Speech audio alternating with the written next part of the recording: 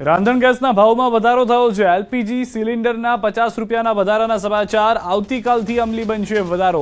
ઉજ્જવલા યોજનાના હેઠળ પણ ભાવ 550 થયો છે। અન્ય ગ્રાહકોને 803ના બદલે 853 ચૂકવવા પડશે।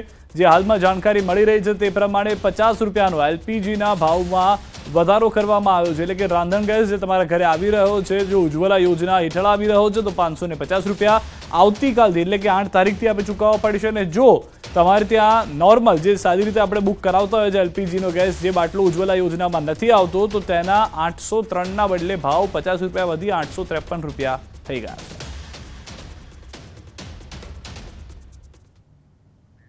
સુરતથી સમાચાર। ગાંજાનો આરોપી પોલીસ સકંજામાં આવ્યો છે। અક્ષય સોનીએ મંગાવ્યો હતો 30 લાખનો ગાંજો। મુંબઈ પોલીસે આરોપીને ઝડપી પાડ્યો છે। મુંબઈ પોલીસે સુરત પોલીસને હવાલે કર્યો છે। સિદ્ધાર્થ પાસેથી કેનિલ લાવ્યો હતો ગાંજો। ગાંજો અક્ષય સોનીને આપવાનો હતો। અક્ષયે અગાઉ 2 વખત મંગાવ્યો હતો ગાંજો।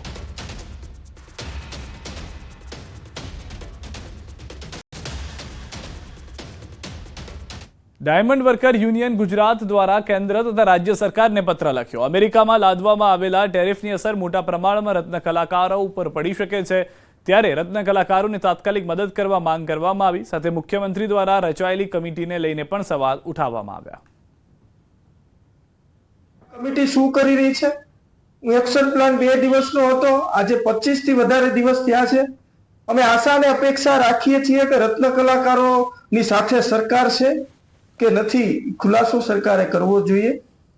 અને આ જે કમિટી છે એ કમિટી કઈ દિશાની અંદર કામ કરી રહી છે એની માહિતી મીડિયા સમક્ષ આવી। અને હવે વાત રફતારના કહેરની।